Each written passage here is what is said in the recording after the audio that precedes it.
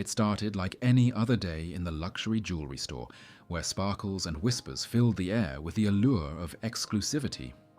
But things took a shocking turn when a young black girl named Grace wandered in, her innocent eyes captivated by the shimmer of a diamond ring. A little girl drawn by the magic of something beautiful, unaware that this small moment would reveal a much uglier reality. The saleswoman's cold, accusing gaze and harsh words humiliated Grace in front of everyone, sending a clear message that, to her, not all were welcome here. But what neither Grace nor the saleswoman knew was that a twist lay just beyond the door. What started as a painful moment for Grace became a powerful lesson. Subscribe to our channel and hit the notification bell to make sure you don't miss a beat. Grace was only 7 years old, yet her eyes lit up with a sparkle as if she'd found magic right there in front of her. She was just a little girl, drawn to the allure of a beautiful diamond ring resting in the display of an upscale jewelry store. Her tiny fingers barely reached the glass as she looked longingly at the ring, unaware of the story that was about to unfold around her. However, her quiet admiration didn't go unnoticed. A stern saleswoman, tall and composed, saw Grace's fascination as something else entirely. "Excuse me, young lady," the woman said, her voice edged with suspicion, eyes narrowing as she moved closer. Grace's innocent excitement faltered, but she didn't yet know what was coming. Without missing a beat, the saleswoman leaned down and, with a forced smile masking judgment, whispered, "What are you doing here? The question wasn't curious, it was accusatory. "We don't allow touching," she added, though Grace had barely touched the glass. Other customers watched with raised eyebrows, some disapproving, others uncomfortable. Grace felt her cheeks heat up, embarrassment and confusion mixing in her young heart. I wasn't going to touch it," she stammered, looking around to see if anyone might help her. But the saleswoman's gaze hardened. "I think it's best if you leave," she said curtly, her voice carrying across the store. Grace, overwhelmed, didn't understand why she was suddenly so unwelcome. As Grace's lip trembled, the saleswoman continued, "Girls like you need to learn that some things aren't meant for everyone." The words stung, hanging in the air, laced with an unspoken meaning that even Grace, young as she was, began to feel. She was just a child, but a strange feeling of injustice crept into her heart, a feeling that she couldn't yet name. She looked around the room, her wide eyes pleading silently for someone to step in, for someone to remind her that she hadn't done anything wrong. The store, though bustling, felt oddly silent. No one said a word, no one interrupted, and for a moment Grace felt smaller than ever, as if she truly didn't belong there.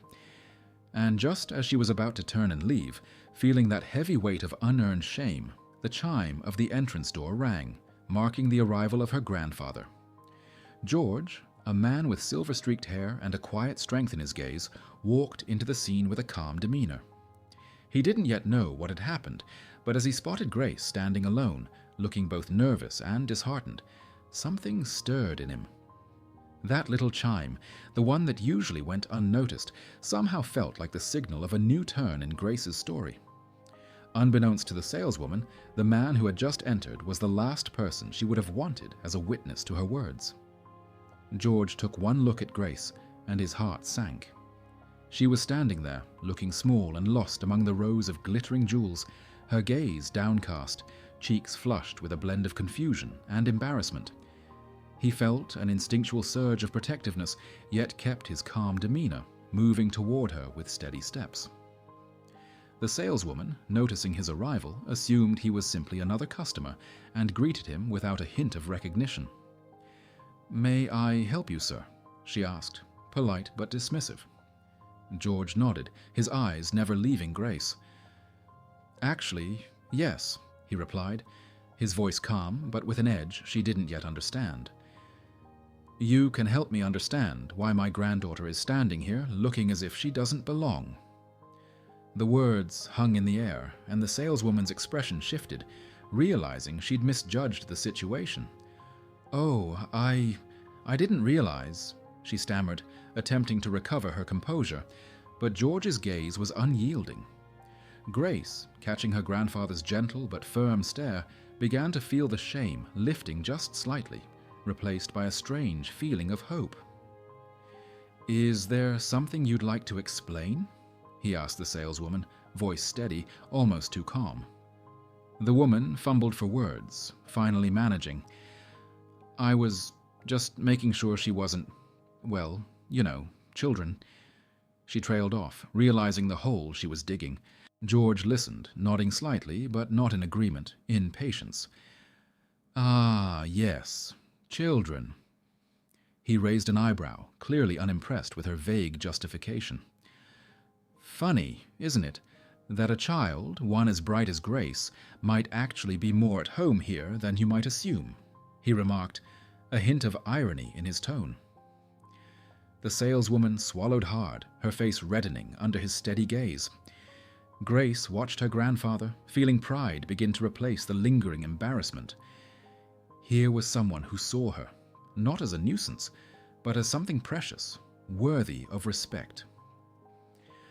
"See, I've always found it curious," George continued, keeping his voice level, "how quickly people assume based on what they see on the surface, but jewelry, like people, often holds more beneath the surface."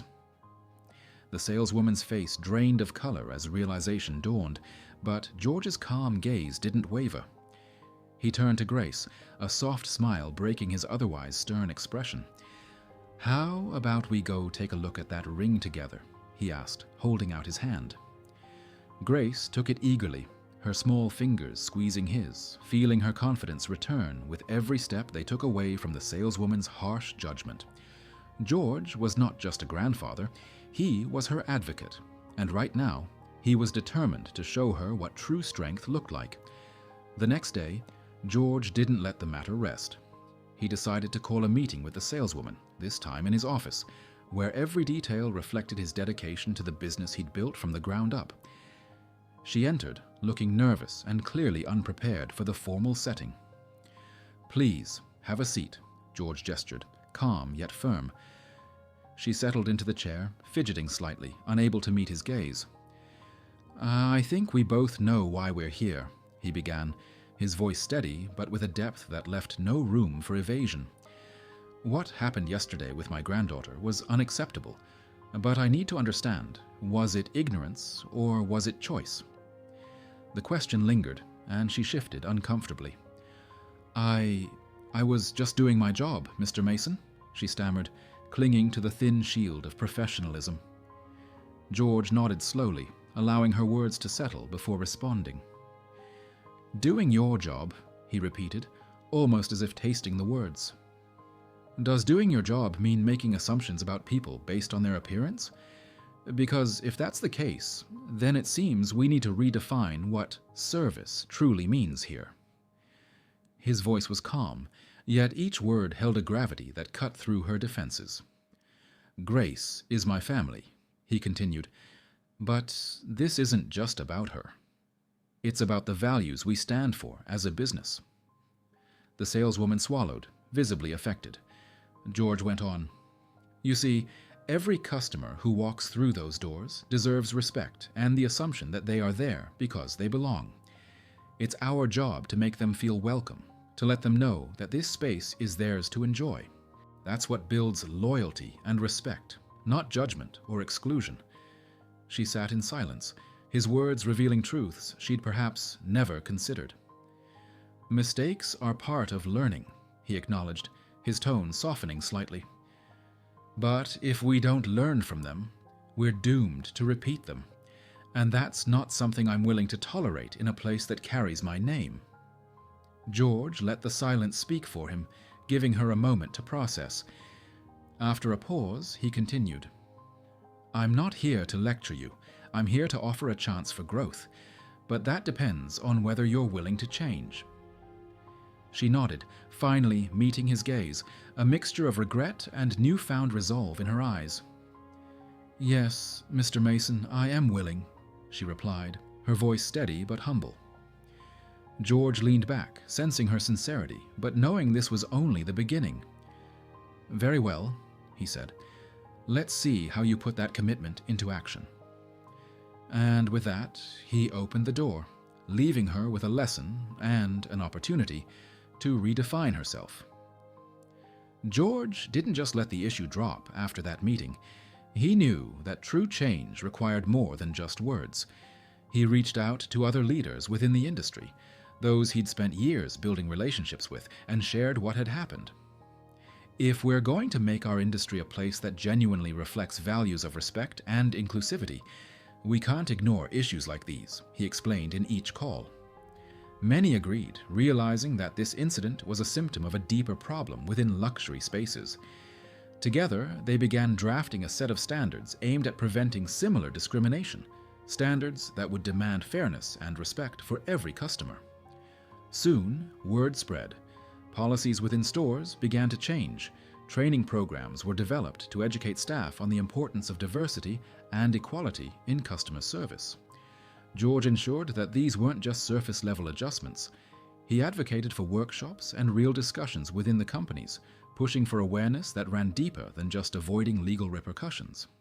His message was clear. It's about respect. We don't cater to people's wallets. We cater to their dignity. This shift didn't go unnoticed, and soon, other industries started looking to George's initiatives as a model for creating environments where everyone felt genuinely welcome. However, the saleswoman wasn't left out of this wave of change. She found herself going through these training sessions along with others who'd perhaps harbored unexamined biases. Through these experiences, she began to understand the weight of her actions and the impact they had on young girls like Grace. She came to realize that judgments she'd once considered harmless had lasting consequences.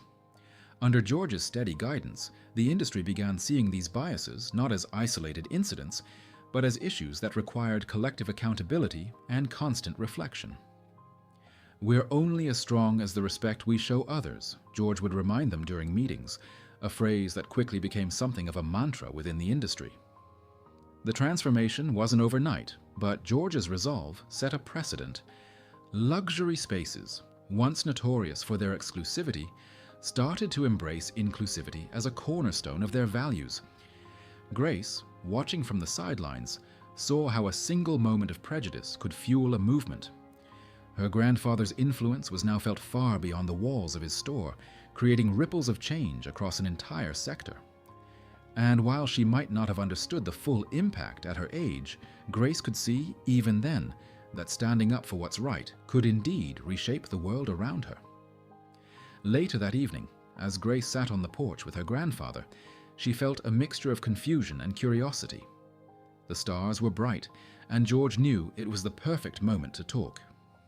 "Grace," he began, his voice soft but firm, "do you understand what happened today?"